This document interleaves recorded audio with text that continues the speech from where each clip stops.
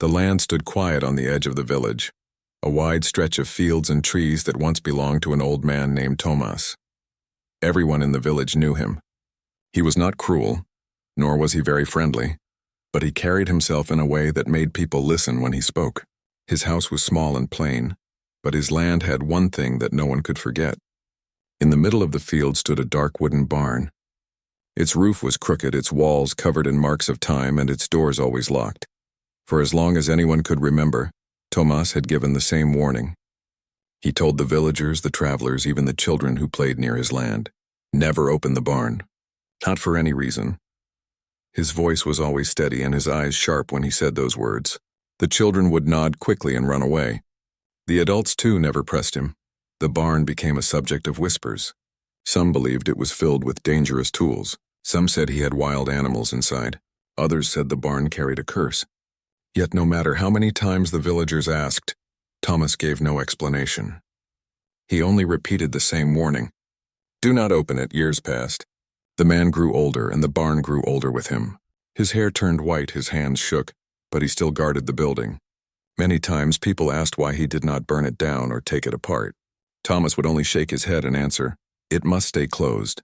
Then one winter the man died in his sleep. The village mourned him, for though he lived apart, he was part of their lives. His words lingered after him.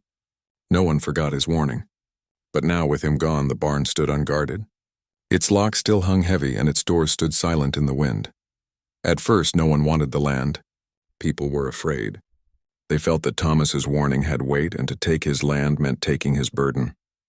But months passed and finally a stranger came. The man's name was Aaron. He was not from the village. He was a hiker who walked long paths through hills, valleys, and forests.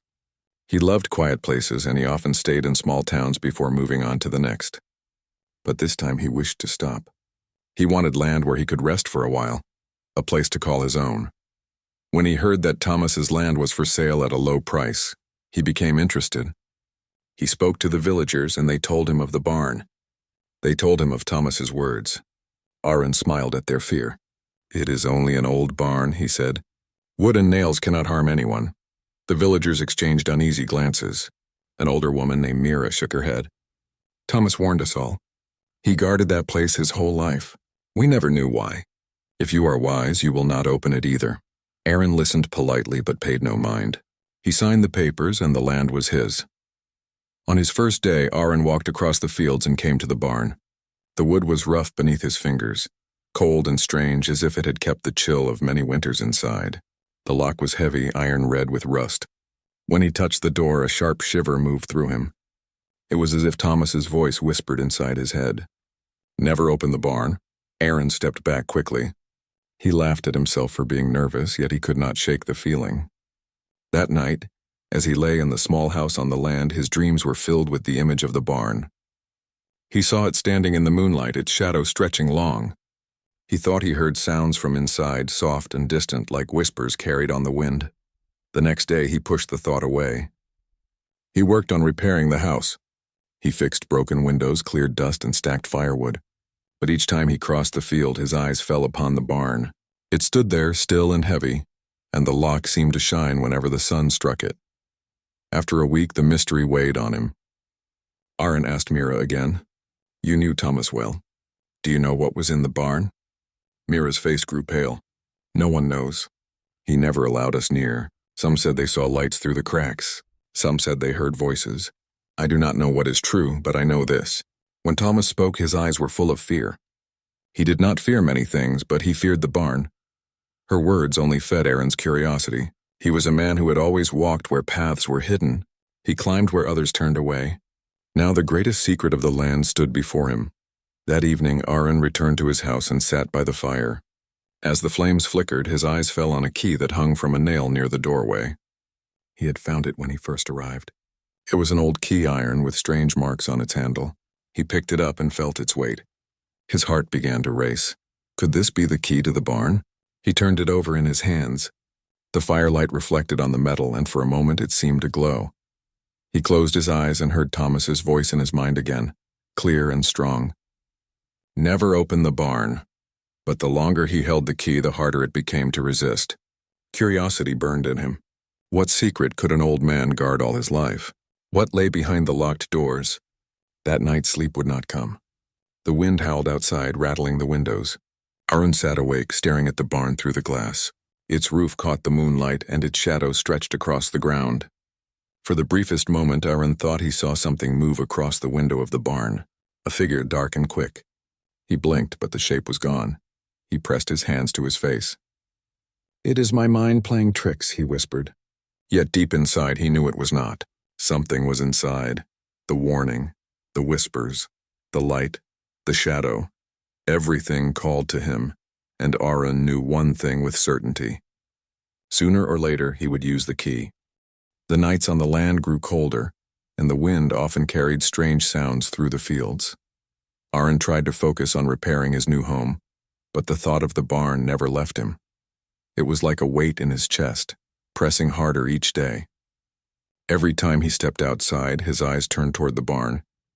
It stood silent and still, yet it seemed alive, as if it watched him. One evening, after working all day, Arun sat at the table inside his house. The iron key lay before him. He had polished it with a cloth earlier, and now it gleamed faintly in the candlelight. His fingers traced the strange marks carved into the handle. The lines curved like symbols, old and unfamiliar. He wondered if Thomas himself had carved them, or if they had been there long before. Arun closed his hand around the key and stood. The fire in his chest had grown too strong to ignore. He told himself he only wanted to test it, to see if it fit the lock. He would not open the door, only see if the key matched. With that promise, he stepped outside. The moon hung high, throwing silver light across the fields. The grass swayed gently in the night wind, and the barn stood at the center, dark against the glowing sky. Arun walked slowly, his steps crunching on the earth. The closer he came, the heavier the air felt, as if the barn held the cold of winter inside its walls. He stopped before the door. The lock was large and rusted, yet firm. He lifted the key and slid it toward the hole. His hand trembled, though he told himself it was only the wind. When the key touched the lock, a spark of fear shot through him. He hesitated, then pushed forward. The key fit. The sound was clear and sharp, a click that echoed louder than it should have in the still night. Arun froze, his breath caught in his throat. He felt the weight of the moment press on him, as if the land itself held its breath. But he remembered his promise. He would not turn it, not tonight. He pulled the key free and stepped back quickly. The barn loomed larger than before, and for a moment he thought he heard a faint sound from inside. A shuffle, a sigh, or perhaps just the wind pressing against the wood. Arun hurried back to the house. He placed the key on the table and stared at it for a long time. His heart still raced. He knew now that the key belonged to the barn, and that knowledge made his curiosity grow like fire. The next morning, he tried to keep himself busy. He cut wood, cleaned the yard, and even walked to the village for supplies. Yet everywhere he went, the barn followed him in his thoughts. In the village, people noticed his distracted look. Mira, the old woman, caught his arm as he passed. "You tried the key, did you not?" she asked, her eyes sharp. Arun was startled. "How do you know?" "Because your face is pale and your hands shake," she said. "Thomas kept that key hidden for years. Now you have it, and you think it is only a door. But I tell you it is more." Arun frowned. "Do you know what is inside?" She shook her head. "No. None of us know. But I saw Thomas once in the field at night. He stood before the barn holding a lantern. His face was full of fear, yet he did not open the door. He only walked around it whispering prayers. That is why we never pressed him. We saw his fear and we respected it." Her words sank into Arun's mind, yet fear could not defeat the fire in him. He wanted to know. He needed to know. That night, sleep did not come again. Arun lay awake, staring at the ceiling, listening to the wind. At last he rose and lit a lantern. He took the key in his hand and walked out into the cold night. The barn stood waiting. When he reached it, he raised the lantern high. The light washed over the door, showing every crack and line of the wood. The lock gleamed. Slowly, he pushed the key into place. He paused, his hand trembling, then turned it. The lock clicked open. The sound rang through the field, and Arun's heart pounded. He lifted the lock free, his breath quick and shallow. The barn door groaned under his hand as he pushed slightly. A thin line of darkness opened, and cold air rushed out, colder than the night around him. He stopped. His mind screamed Tomas's words. Never open the barn. Aaron pulled back quickly. He shut the door and pressed the lock back into place, though it no longer closed fully without the key turned. He stepped away, lantern shaking in his hand. Behind him, in the silence, he thought he heard a sound. A faint whisper, low and broken, as if someone had spoken his name from inside the barn. He spun, but the door was shut tight. The night was still. Only the wind moved through the fields. Aaron hurried back to his house, heart racing. He barred the door, placed the key on the table, and sat in the chair, staring at the flames. But as the fire crackled, he felt no warmth. He felt watched. He turned his head and saw the window. Beyond it, across the field, the barn stood under the moonlight. He thought he saw a flicker of light from within, faint and brief, like a candle. The next day, the villagers noticed he looked tired. Mira pulled him aside again. "You opened it, did you not?" she asked. "No," Aaron said quickly. "I only unlocked it." Her eyes narrowed. "That is enough. You must leave it shut. If you go further, I fear you will not return the same." Aaron wanted to argue, but he said nothing. He carried supplies back to his house, but all the while the barn stayed in his thoughts. That night, he heard sounds again. At first it was soft, like scratching on wood. Then came faint whispers, like many voices speaking together.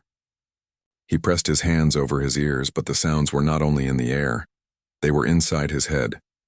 He grabbed the lantern and rushed to the window. The barn was dark, its doors closed, but he felt it calling to him. The key lay on the table, waiting. Arun whispered to himself, his voice shaking. "What are you hiding, Thomas? What did you keep inside?" The whispers in his mind did not answer. They only grew louder, and deep in his heart, Arun knew the barn would not let him rest until he opened it. The days passed slowly, but for Aaron each day carried the same weight. He could not escape the barn's presence. When he walked in the field, it seemed to follow him with its shadow. When he tried to sleep, its image returned in his dreams. He felt as if his life was no longer his own, but tied to the locked doors in the middle of the land. The villagers noticed his pale face and his tired eyes. Some avoided him, whispering that he had already gone too far. Others pitied him, but no one dared step onto his land. Mira, the old woman, came once more to warn him. "You must stop," she said firmly. "The barn has taken hold of you. If you give in, you will not escape." Aaron nodded politely, but inside he knew he could not stop. Curiosity had grown into something greater. It was no longer just a question of what lay inside. It was a pull, a calling, as if the barn itself demanded he open it. That evening, when the sun sank and the first stars came out, Arun sat at his table staring at the iron key. The marks carved into it seemed to shift in the candlelight, as though they formed shapes he could almost understand. He held it tightly in his hand and felt its coldness seep into his skin. He whispered to himself, "I must know. I cannot live here without knowing." He lit his lantern, stepped outside, and crossed the field. The night was clear, the moon high and bright, yet the air around the barn felt darker than the sky itself. When he reached the door, his hand trembled, but he did not stop. He slid the key into the lock, turned it, and the heavy click echoed across the land. This time he did not pull back. Slowly, he pushed the door open. The wood groaned, and a line of darkness spread wider and wider. Cold air rushed out, so sharp that it made his breath mist. The smell of damp earth and old wood filled his nose. Aaron raised the lantern high and stepped inside. The barn was vast, larger than he expected. Dust hung in the air, glittering in the lantern light. Wooden beams stretched above him, old but strong. He moved slowly, his footsteps echoing on the floor. At first, he saw only what one might expect. Empty crates, broken tools, piles of straw, long turned to dust. But then he noticed something unusual. At the far end of the barn, the floor was different. The wooden boards gave way to a square of stone, smooth and dark. In the middle of the stone was a trapdoor with an iron ring. Aaron's heart pounded. This was why Thomas had guarded the barn. It was not the building itself, but what lay beneath it.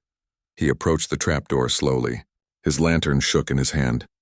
The iron ring was old but unbroken. He crouched and touched it. The metal was cold, far colder than it should have been. He hesitated. Thomas's warning rang in his ears again, but the pull was stronger now. His hand closed around the ring, and with effort he pulled. The trapdoor creaked open, and a rush of even colder air poured out. It smelled of stone, dampness, and something else he could not name. Lantern held high, Aaron peered into the opening. A staircase of stone led down into the dark. The steps seemed to stretch deeper than the earth itself. His first thought was to close it, to walk away. But then he remembered all the nights he had spent staring at the barn, hearing whispers, seeing shadows. He knew he would never rest until he went down. He placed the lantern forward and began to descend. The stone steps were narrow, his footsteps echoing in the silence. The deeper he went, the colder it became.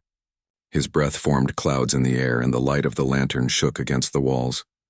At last he reached the bottom. He found himself in a chamber made of stone, round and wide, with walls that curved upward into darkness. Strange carvings covered the stone. They were the same marks as those on the key, curling lines and shapes that seemed to move when the light touched them. In the center of the chamber stood a large wooden chest bound in iron. It was covered in dust, but it seemed untouched by time. Aaron's eyes fixed on it, his heart thundering. He knew this was the secret Thomas had guarded all his life. He stepped closer. The chest gave off a strange hum, so faint that he wondered if it was only in his mind. His fingers itched to touch it, to open it, but he forced himself to stop. He remembered the villagers' fear, Mira's warnings, and Thomas's last words. Yet he also remembered the whispers he had heard at night, the light through the cracks, the shadow in the window. All of it pointed to this chest. He knelt and brushed the dust from its surface. There was a lock on it, old but strong, and carved into the iron was the same symbol as on his key. Aaron swallowed hard. The key in his hand grew heavier, as if it longed to fit into the chest. For a long time he knelt there, battling himself. Part of him screamed to run, to shut the trapdoor and never return. But the stronger part burned with need. He had not come this far to turn back. He stood, lifted the lantern, and whispered, "Thomas, forgive me." He slid the key into the lock of the chest. It fit perfectly. For a moment he froze. The air around him seemed to still, as if the earth itself was waiting. Then slowly he turned the key. The lock clicked open and the sound rang in his ears. Aaron lifted the heavy lid. Inside was not gold, nor jewels, nor weapons. It was something stranger. A bundle of old papers, bound together by rope, lay within. The edges were yellow with age, the ink faded. Beside the papers was a small wooden box no larger than his hand. Aaron lifted the papers first. He opened them carefully, his lantern light falling across the fragile pages. The writing was neat but strange, filled with more of the curling marks and symbols he could not read. On one page, however, there were drawings. He saw shapes that looked like figures, tall and thin, with eyes larger than human eyes. Around them were lines like light or fire, and beneath them were humans drawn small and bending low. Aaron frowned. His heart raced faster. Was this some story, some record, or something more? He placed the papers aside and opened the small wooden box. Inside lay a stone, smooth and dark, glowing faintly with its own light. The glow pulsed soft and steady like the beat of a heart. The moment he touched it, whispers filled the chamber. They came from every side, from the walls, from the floor, from the air itself. He dropped the stone in shock, but the whispers did not stop. They grew louder, clearer, and among them, he heard his own name. Aaron stumbled back, lantern shaking in his hand. The stone lay on the ground, glowing brighter now, its light reflecting in his wide eyes. He realized then that Thomas had been right to guard it. But it was too late. The whispers had already found him. Aaron stood frozen in the chamber, the lantern shaking in his grip. The whispers circled him, filling the air like an invisible storm. They rose and fell, overlapping in strange tones, some clear, some faint. His heart pounded as he tried to make sense of them. At first, the voices spoke in words he could not understand. They twisted in his mind like echoes of an ancient tongue. Then slowly a few words formed in his own language, broken and soft. "We see you." Aaron stumbled back, eyes fixed on the glowing stone lying on the floor. Its light pulsed brighter now, sending long shadows across the carvings on the walls. The strange symbols seemed alive, moving in the lantern glow as if they were breathing. His breath caught in his throat. He bent down slowly, though fear gripped him, and picked up the stone again. The moment his skin touched it, the whispers steadied. They became clear, weaving into a single voice, calm and cold. "You are the one who opened the path," the voice said. Arun's mouth went dry. "What are you?" "What is this place?" The voice did not answer at once. Instead, it pulsed through the stone like a heartbeat. Then it spoke again. "We were bound. We were sealed in silence. The one before you guarded the seal, but you have broken it." Aaron's chest tightened. He thought of Thomas, the old man who had warned them all. This was the truth Thomas had carried alone for so many years. He had guarded not just a barn, but a prison. "What are you bound for?" Aaron whispered. The voice echoed softly. "We are older than your kind. Long before your villages, long before your fields, we walked in the open. The earth was ours. But we were cast down, locked away by those who feared us. This stone is our link, our voice. You have freed it." Aaron's hands trembled. He wanted to throw the stone away, to run up the stairs and never return. But something stronger held him. His curiosity, his hunger for truth, bound him as firmly as the lock had bound the chest. He looked at the old papers again, the strange drawings of tall figures and bending humans. Perhaps they were not stories. Perhaps they were memories, the voice in the stone continued. The one before you obeyed his fear. He lived and died, keeping us locked away. But you are different. You opened the seal. You are chosen. Aaron shook his head quickly. "No, I am not chosen. I only wanted to know what was hidden. I never meant to release anything." The whispers grew sharper, surrounding him. "You cannot turn back. You hold the stone. It knows you. It will not release you." Aaron's pulse raced. He placed the stone back into the small wooden box, hoping the whispers would end. But even with the lid closed, the sound lingered faintly in his head. It had already tied itself to him. He blew out the lantern, climbed the steps in darkness, and pushed the trapdoor shut. The barn above was silent, but its silence no longer felt empty. He locked the door and hurried back across the field to his house. That night, sleep did not come. Each time he closed his eyes, he saw the glowing stone pulsing in the dark. He heard the whispers echo through his mind, sometimes soft, sometimes urgent. Once, as he drifted between waking and sleep, he thought he saw Thomas standing in the corner of the room, face pale, eyes filled with sorrow. When he blinked, the figure was gone.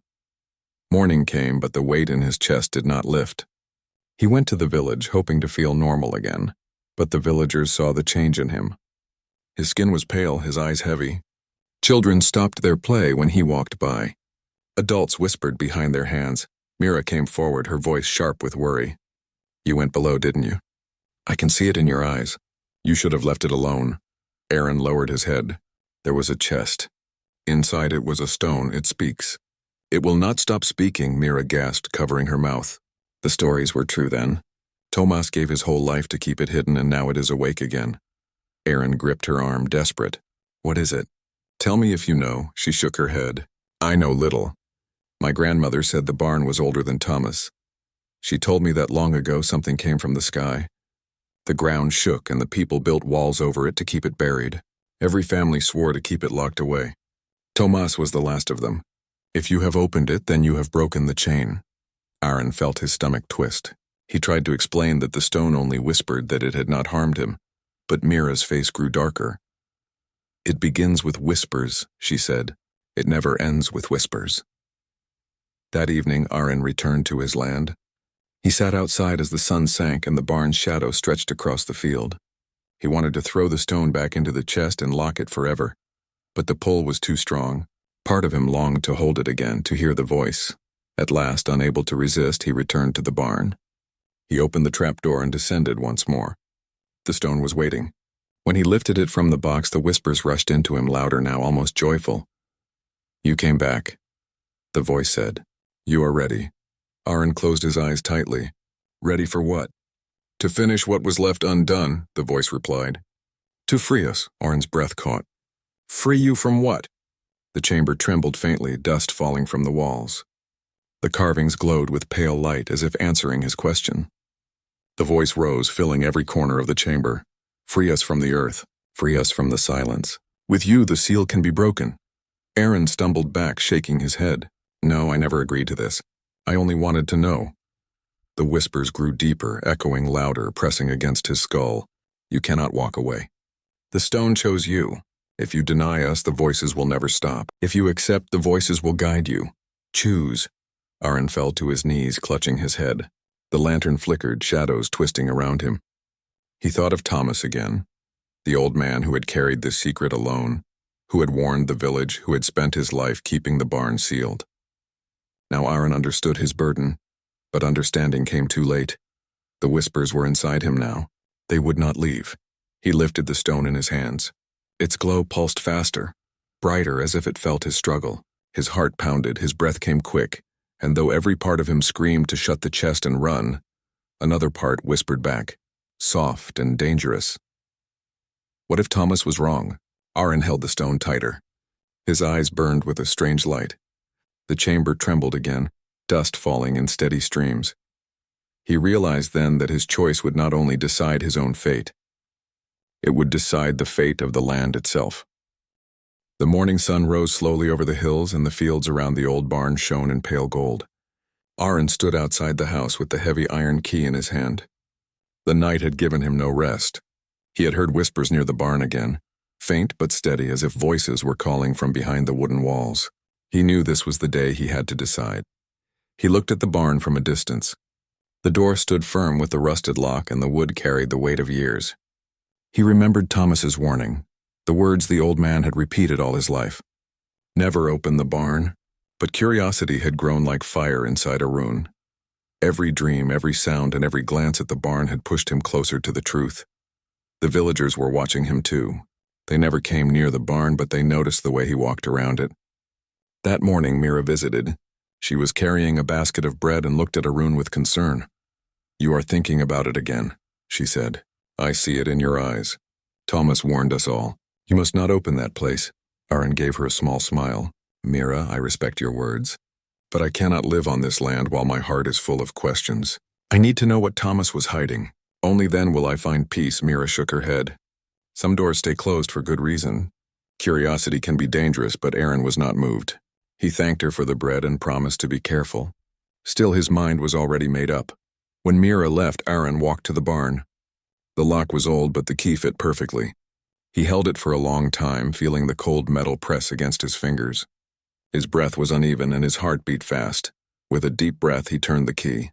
The sound of the lock opening echoed louder than he expected, sharp in the silent air. Slowly, he pulled the door wide. At first, darkness met him. The air smelled heavy, like earth and stone. Dust floated in the beams of sunlight that slipped through the cracks in the roof. Arun stepped inside, his eyes adjusting. The barn was not filled with tools or animals as many had guessed. Instead, the floor was lined with symbols carved into the wood, strange shapes and circles that seemed to glow faintly. In the center of the barn was a large wooden chest sealed with ropes and iron clasps. Arun's steps echoed as he moved closer. The chest looked ancient, older than the barn itself. His hands shook as he touched it. He felt a strange warmth beneath his fingers, as if something inside was alive. He pulled at the clasps, and after effort they gave way. The lid lifted slowly, and inside Aaron found not treasure, not weapons, but a bundle of scrolls and books. Their covers were worn and the ink was faded, but the writing inside still shone clearly. The words told a story. Tomas had not built the barn to keep something dangerous in, but to guard knowledge. The scrolls spoke of an ancient order of men who had once lived in the valley. They studied the earth, the sky, and the hidden powers of the land. They found secrets about the balance of nature, about light and shadow, and about the dangers of using such knowledge without care. The last pages carried Thomas's handwriting. Aaron recognized it at once. The old man had written about his duty. He had been chosen to guard the barn, to keep the knowledge safe until someone worthy came to find it. He feared that in the wrong hands it could harm the world. Arun's eyes widened as he read the final line. To the one who opens this chest, I give the burden. Use it with wisdom, or the land will suffer. Aaron closed the chest and sat in silence. He felt the weight of the words settle on his shoulders. Thomas had spent his whole life protecting this place, not out of fear, but out of responsibility. Now the responsibility had passed to him. The whispers he had heard were explained too. They were not voices of spirits, but echoes of the old order, left behind in the symbols that lined the barn. They had been waiting for someone to listen. As he stepped outside, the sun was higher in the sky. The villagers had gathered at a distance, curious about what he had done. Mira stood at the front, her hands folded tightly. Aaron walked toward them and raised his voice. The barn is no curse. It is a place of knowledge. Thomas guarded it to protect us, not to harm us. The villagers looked at each other, unsure whether to believe him. But Mira stepped closer and asked, "Then what will you do with it?" Aaron thought for a moment. "I will protect it as Thomas did, but I will not lock it away forever. This knowledge is part of our land. It must be used with care, with respect. I will study it and share it only when the time is right." There was silence, then slow nods from the people. They respected Thomas, and now they began to respect Aaron too. From that day, the barn was no longer a place of fear. It became a place of quiet learning. Arun spent his days reading the scrolls, walking the land, and understanding the balance Thomas had guarded. Sometimes he shared small lessons with the villagers, helping them grow stronger and wiser. But he never forgot the warning. The knowledge was powerful, and he used it with great care. At night, when the whispers came again, they no longer frightened him. He understood them now as reminders of the duty he carried. The barn stood strong, no longer a shadow over the land, but a symbol of trust and wisdom. Aaron had found not danger, but a path, and by following it, he honored Thomas's life and promise, and so the secret of the barn was no longer hidden, but guarded by a new keeper, one who had the courage to open the door and the wisdom to carry its burden. The valley grew peaceful again, and the barn, once feared, became the heart of the land, where knowledge and respect lived side by side.